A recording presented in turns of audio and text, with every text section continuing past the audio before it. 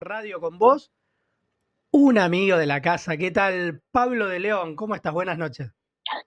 ¿Qué es esto, Alejandro? Un gusto hablar en tu programa, ¿eh? Gracias por llamar, ¿eh? Bueno, no, gracias a vos por atendernos. Domingo a la noche, acá estamos con Guillermo Curó y Miriam Salinas.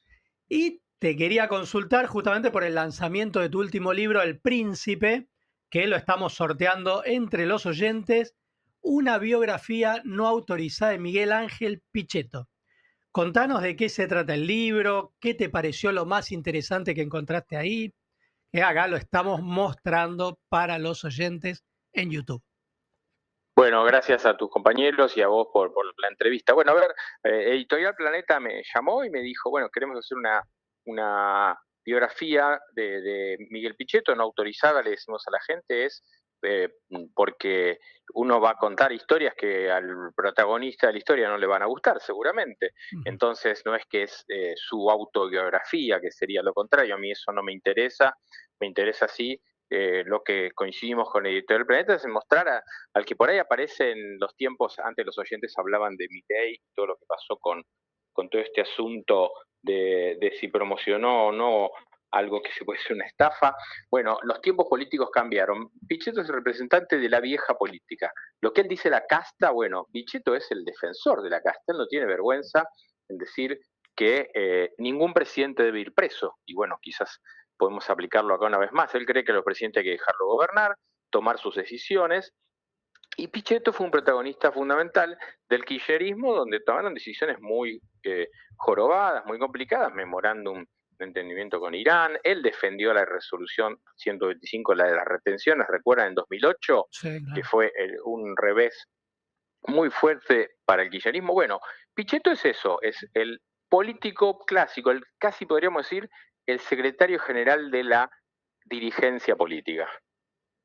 De hecho, en el caso de Pichetto, durante 20 años manejaba el Congreso, tal como vos planteás en el libro, y El secretario general de la dirigencia política. de hecho, La política o los sucesos de la sesión de ficha limpia donde fue protagonista, se enojó. hoy día sigue estando ahí, pero Pichetto durante 20 años manejaba el Congreso. Pichetto es eso, es el político clásico, el, casi podríamos decir el secretario general de la dirigencia política.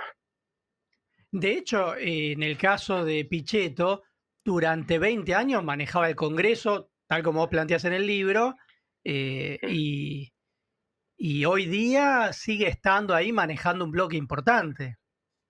Bueno, los otros días fue protagonista de quienes siguen la política o los sucesos de la sesión de ficha limpia donde fue protagonista, se enojaba porque lo firmaban, le gritaba a la izquierda, o sea, les echaba la culpa a Jones Wallace y lo igualaba. Digo, es un hombre que conoce el Congreso al dedillo, él sabe cómo parar una ley, cómo alargarla, cómo estirarla, cómo conseguir los votos. Y él era un hombre que durante el kirchnerismo, él arranca como el menemismo, más, él se define como un admirador de Menem, pero le tocó su protagonismo fundamental en la época del kirchnerismo, y yo en el libro cuento peleas muy fuertes que tuvo con Néstor, peleas muy fuertes que tuvo con Cristina, porque por ejemplo él no estaba de acuerdo con el tema de las retenciones al campo, y bueno, eso fue, dos reveses tuvo el kirchnerismo durante Pichetto Senado. El, el 82% móvil de los jubilados y las retenciones al campo. Después lo demás, todo lo ganó, todo lo consiguió el kirchnerismo en sus tres gobiernos, podríamos decir en el cuarto, pero ahí ya, el de Alberto, pero él ya no tuvo ahí un rol, pues se llevaba muy mal y lo detesta Alberto Fernández. Pero digo, fue un hombre clave para el kirchnerismo, más allá de que se peleaba, y recomiendo por eso a los que se quieren ganar el libro en el sorteo, que se van a divertir con las peleas con Néstor y con Cristina que protagonizaba, más allá que después iba al recinto y era el encargado de hacer que se votara lo que era la orden del presidente, ¿no? A partir de tu investigación, ¿cuál es el lado menos conocido o más llamativo de Pichetto? Mira, me parece que lo que no se conoce mucho es que él quiso ser siempre gobernador de Río Negro y no pudo. Y no pudo porque los Kirchner nunca lo ayudaron. La verdad que nunca lo ayudaron. Él quiso ser gobernador una vez y los Kirchner hacen, ¿se acuerdan cuando fue el pingüino o pingüina, ¿no? Ujú. Que Néstor decide no ir por la reelección, sino impulsarla a Cristina. Pichetto no estaba de acuerdo con eso y cree que fue una debilidad de Néstor Kirchner porque en ese momento hace el acuerdo con el radicalismo y fue el Cristina Cobos del 2007, ¿se acuerdan? Cristina Cobos y vos. En ese acuerdo con los radicales aparecen los gobernadores tipo Gerardo Zamora en Santiago del Estero, pero también el acuerdo con el radicalismo en Río Negro. Entonces, Néstor Kirchner le promete a Pichetto que lo va a apoyar a gobernador, pero después por atrás, los Fernández, Alberto y Aníbal terminan anudando un acuerdo político con el radicalismo y Cristina aparece sorpresivamente un día apoyando a Miguel Sáiz y con un gorrito que dice Sáiz gobernador. Le cae a un acto en Río Negro y cuando Pichetto esperaba ser el candidato del peronismo, ella se pone un gorrito de Sáiz gobernador. Después, en otra oportunidad, lo bendicen a Carlos Soria. ¿Se acuerdan? El que después la mujer lo termina matando de Tremendo, con sí, un sí, tiro de crimen. pistola a un fin de año. Bueno, en ese momento, los Kirchner lo bancan a Soria. Y cuando lo matan la mujer a Soria, ahí se podía llamar elecciones. Y los Kirchner no bancan llamado elecciones. Dicen que se quede Alberto Beretilnec, que no era peronista, sino que era del Frente Grande, una fuerza aliada desde el progresismo, entre comillas, al kirchnerismo. Y ahí una vez más lo traicionan los Kirchner que le prometían apoyarlo y nunca lo apoyan. Con lo cual, me parece que todo ese costado de cómo él quiere ser gobernador y nunca puede por los Kirchner y también por los votos de la gente, obviamente, después, porque es una elección que después él la pierde, pero sí lo elegían senador, con lo cual había un sector que lo quería, pero los Kirchner nunca lo dejaron. ¿Y por qué relacionás a Pichetto con el príncipe de Nicolás Maquiavelo en tu libro? Y que le da el título aparte al libro. Bueno, claro, exactamente. El Príncipe es el libro de Nicolás Maquiavelo, que era el hombre que en el 1500 él le decía a los príncipes, en ese caso a Lorenzo de Medici en Florencia, cuáles eran los artilugios para mantener el poder. Toda una cuestión de mantener el poder a toda costa, ¿no? Eso de es mejor ser temido que amado.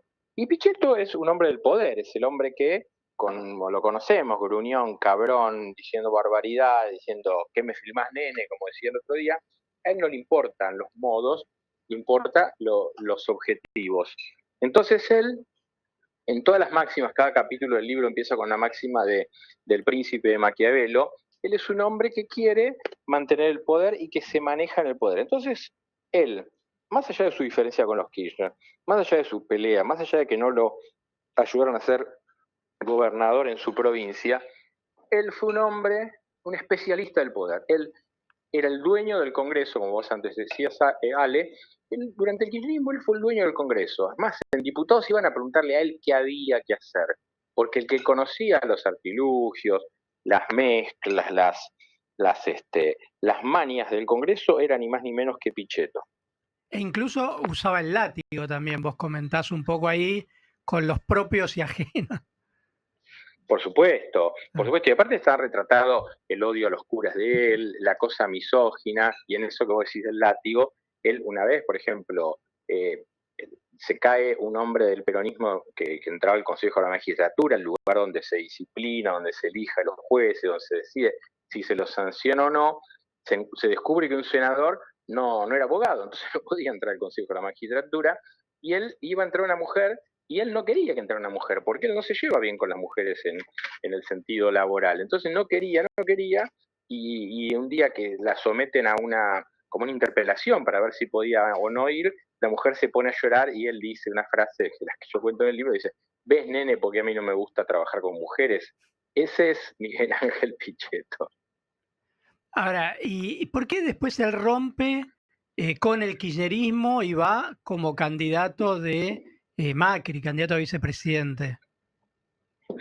Porque él venía teniendo muchas diferencias con Cristina y cuando gana Macri en el 2015, él sigue siendo el presidente del bloque del Senado peronista y él cree esto que decíamos antes, que a todos los gobiernos hay que dar los elementos básicos para gobernar, o sea, no se le puede negar el presupuesto, como él tampoco estuvo en desacuerdo ahora a Milei no darle la ley base, más allá de ser crítico.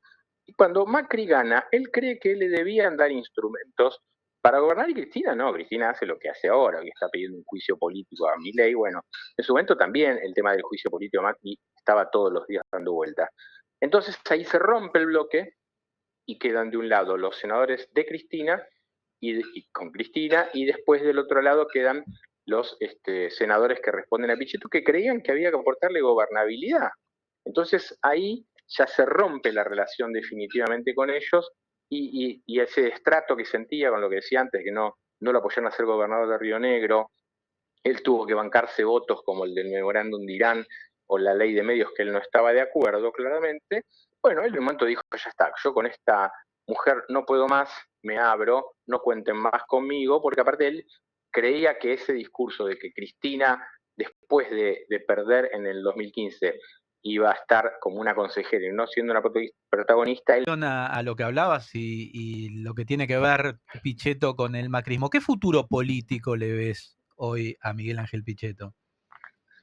Bueno, Pichetto es un hombre de más de 70 años, con lo cual me parece que hay cuestiones que se pueden, ¿no? Como podría decir, bueno, Trump, Claro, Biden, Lula, claro, Trump, Biden, Lula, o la propia Cristina, que va a ser candidata a diputada y que como el kirchnerismo no delega en nada, puede llegar a pretender ser candidata en 2027, o sea que falta mucho. Pero digo, yo creo que Pichetto fue un hombre que asoma como un garante del diálogo y la gobernabilidad. Entonces me parece que cualquier rol que pueda haber en una crisis política del tipo que sea, él va a ser un hombre para eso. Me parece que para unir, para decir que, bueno, hay que sentarse a dialogar y a juntarse, él va a tener un rol. Me parece que después, hoy, por ejemplo, hoy es diputado y no se banca ser diputado, porque los diputados son 257 y él se siente que está para ser uno de los 72 senadores, entonces la Cámara de los Lores que tenemos